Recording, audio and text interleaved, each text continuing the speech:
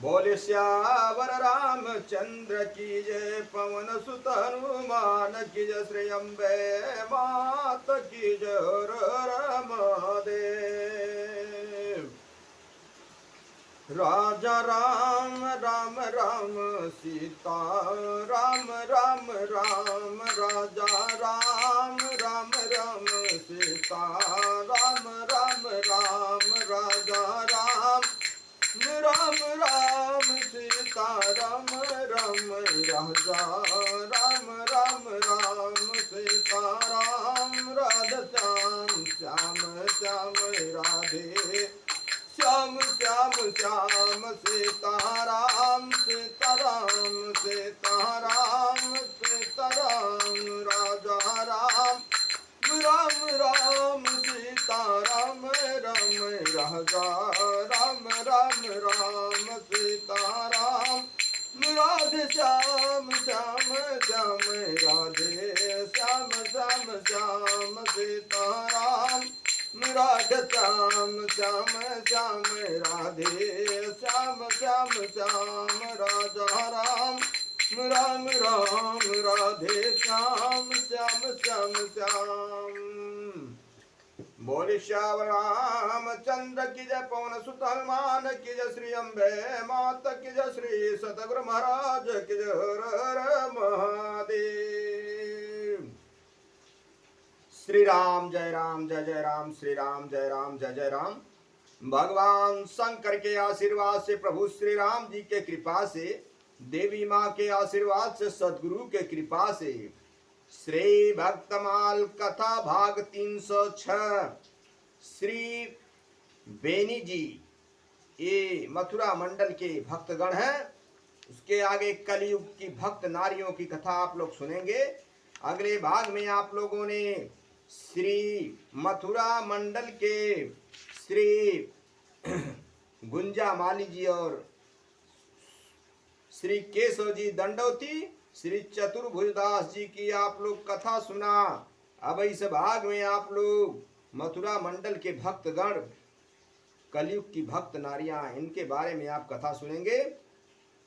श्री बेनी जी भगवान के अनन्य भक्त थे। उन्हें उनके अतिरिक्त दूसरी गति नहीं थी। ऐसे भक्तों के लिए श्री तुलसीदास जी ने दोहावली में लिखा है, बनाया तो बनाया रघुबर, बनाया तो रघुबर ते बन, कय बिगड़या भरपूर, तुलसी बनय जो औरत, ता बनी बे में धूर। श्री बेन जी अपने जीवन में इस भाव को चरितार्थ करके दिखा दिया। एक बार इन्हें कोई असाध्य रोग हो गया। लोगों ने औषधि उपचार कराने को बहुत कहा, लेकिन इन्होंने एक नहीं सुनी। ये तो भगवान के भरोसे बैठे रहे। अंतोत्तो गत्वा स्वयं भगवान ही वैद्य बनकर आए और इनका उपचार किया। इनका रोग तो भगवान के दर्शन स्पर्शन से ही दूर हो गया। श्यावर रामचंद्र की जय। मेरे भाइयों, यहाँ पे ज्ञान मिलता है। जो भगवान भरोसे, राम भरोसे है, उसको भगवान अवश्य आकर के उसकी सहायता करते हैं। हाँ, रह गया भगवान के पास वो पहुंचा हुआ संत होना चाहिए। भगवान उसको पूरी तरह से अपना स्वीकार कर लें, तो नहीं कि खाली 2 दिन 4 दिन बस राम राम राम राम कर लिया। वो भगवान आएंगे तो देखेंगे जो भगवान मदद करेंगे, क्या भगवान मदद करेंगे। निष्ठावान होके भगवान भरोसे उनका मदद करिए। जैसे आप स्वयं स्वामी हैं, आप अपने किसी जीव जंतु जैसे गाय भैंस बकरी इत्यादि पाले हैं, वो आपके भरोसे है पूरी तरह से। आप उसको खूंटे में बांध करके रखे हैं। उसको कोई तकलीफ होगा, दुख होगा, आपको चिंता रहती है कि इसको यार दवा इलाज कराना है, औषधि दिलाना है, दिलाते हैं। ऐसे जो भगवान जिसको अपना मान लेते हैं, उसका यह उपचार करते हैं। नहीं तो बाकी हॉस्पिटल वगैरह जाइए, आप लोग दवा इलाज करिए, बाकी भगवान भगवान करते राम राम करते रहिए। आगे की कहानी आप लोग कलयुग की भक्त नारियों के बारे में सुनेंगे। रानी श्री गणेश देवी जी, जरा गीत के माध्यम से उनका सुनिए। ये सब कलयुग की भक्त नारियां हैं। सीता जाली सुमति शोभा प्रभुता उमा भटियानी गंगय गौरी कुंवर उठी उबिठा गोपाली गणसद रानी कला लखा कृत गण मानमती सुचि सती भामा जमुना कोलिय रामा मृग देवादे भक्तन विश्रामा जुग जीवा की कमला देव की हीरा हरिचेरी पोसई भगत कर जुग जुबती जन भक्त राज महिमा सब जान जगत। भगवान अपने भक्तों की करतूती सब जानते हैं, ये सारा जगत जानता है। श्री रानी श्री गणेश देसाई जी की कुछ संक्षिप्त जीवन चर्चाएं हैं, आप लोग सुनिए। काशी वाले महाराज श्री अनिरुद्ध सिंह जी करैया दतिया महान धर्मात्मा थे। इनकी रानी का नाम विजय कुंवरी था। ये भी भगवत भक्तायों पतिव्रता थी। निरंतर धर्माचरण परोपकार के फलस्वरूप विसंवत 1569 में इनके यहाँ एक पुत्री का जन्म हुआ, जिसका बाल्यकाल में कमला फिर गणेश देसाई नाम प्रसिद्ध हुआ। इन पर माता पिता का अपार बाल वात्सल्य था। माता ने पुत्री को श्री विश्वनाथ भगवान की उपासना का उपदेश दिया। भोरी भोरी कन्या के सहज प्रेम पर भगवान विश्वनाथ रीझ गए। सियावर रामचंद्र की जय। और उन्होंने कृपा करके श्री राम भक्ति का श्रेष्ठ वरदान दिया। विसंवत 1569 में ओरछा नरेश महाराजा मधुकर शाह के साथ आपका विवाह हुआ। ओरछा नरेश महाराज मधुकर शाह जी अनन्य श्री कृष्ण भक्त थे और उनकी रानी श्री गणेश देसाई जी श्री राम की अनन्य उपासिका थी।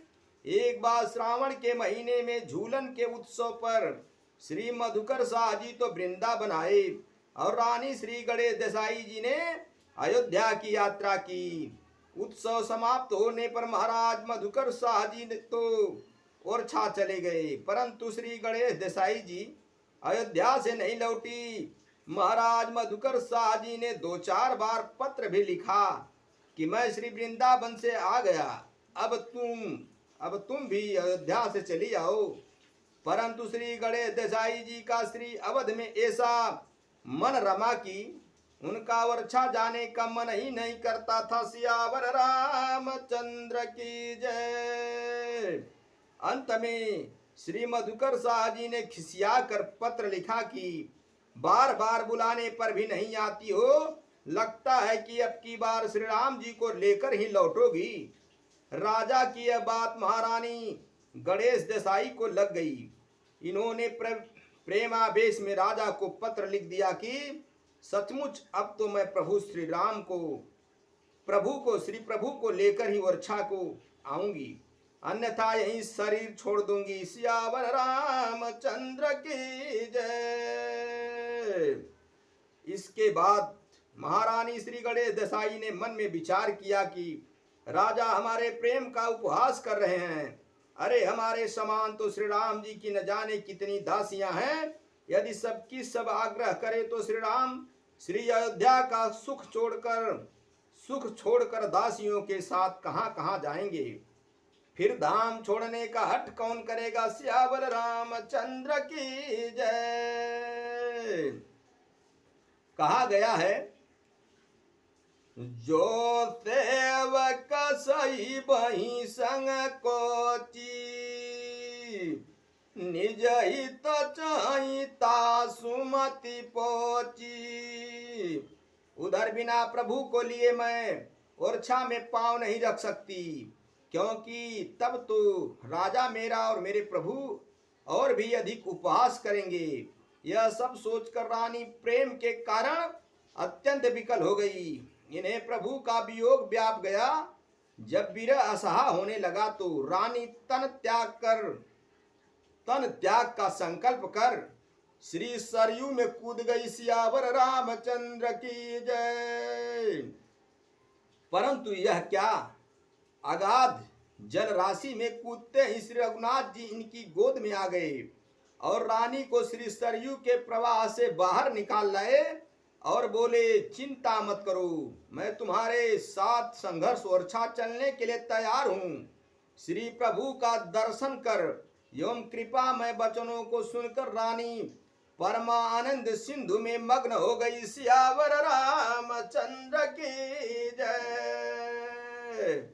मेरे भाइयों, मेरे मित्रों, यहाँ पे ज्ञान मिलता है। भगवान भक्त के पीछे पीछे चलते हैं, भगवान की सारी चाह को पूर्ण करते हैं। रानी ने उस दिन अयोध्या में बड़ा भारी उत्सव मनाया और तुरंत महाराज मधुकर शाह जी को पत्र लिखा कि मैं प्रभु को लेकर आ रही हूं, आप प्रभु के स्वागत की तैयारी करें। पत्र पढ़ते ही राजा को महान हर्ष हुआ। उन्होंने तुरंत राजा राम के स्वरूपानुरूप विशाल मंदिर बनवाने का हुक्म दिया और स्वयं श्री राम जी के स्वागतार्थ बहुत बड़े लव लश्कर के साथ लेकर अयोध्या आए। शुभ मुहूर्त पुष्य नक्षत्र में प्रस्थान की तैयारी हुई। प्रस्थान काल राजा ने साधु ब्राह्मणों का दान मान से बहुत बड़ा सत्कार किया और सबकी आज्ञा एवं आशीर्वाद लेकर महाराजोचित साज समाज के साथ बड़े समारोह पूर्वक ओरछा के लिए प्रस्थान किया। राजा रानी के यात्रा का नियम यह बना रखा था कि केवल पुष्य नक्षत्र में चलते थे, इसके बाद विश्राम करते थे। महीने भर एक जगह पड़ाव पड़ा रहता। महाराज जोपचार विधि से अनेकों उत्सव होते रहते। जब पुनः पुष्य नक्षत्र युक्त शुभ मुहूर्त आता तब प्रस्थान करते। इस प्रकार विविध उत्सव सुख समारोह पूर्वक पुष्य नक्षत्र में ही यात्रा करते हुए श्री राजा राम ओरछा आए। यहाँ आने पर राजा रानी बहुत बड़ा उत्सव मनाया। संयोग की बात, ओरछा आने तक मंदिर बनकर तैयार नहीं हो पाया था, शिखर बनना शेष था। अतः श्री राजा राम भगवान को रानी के महल में ही विराजमान कराया गया। दर्शनार्थियों का समुदाय उमड़ पड़ा। प्रभु दर्शन के लिए सबने भगवान श्री राजा राम का साक्षात दर्शन कर अपने को धन्य माना। सियावर रामचंद्र की जय। मेरे भाइयों, मेरे मित्रों, भगवान राजा राम और रानी श्री गणेश देसाई की कथा आप लोग अगले भाग में से सुनेंगे। कथा विसर्जन तुह सुनहु पवन कुमार, राम लखन सीता सहित महु पर करहु कल्याण। श्यावर रामचंद्र शंकर जी उमापति महादेव की जय। अब अगले भाग में भगवान का स्थापना होगा, आप लोग सुनिएगा।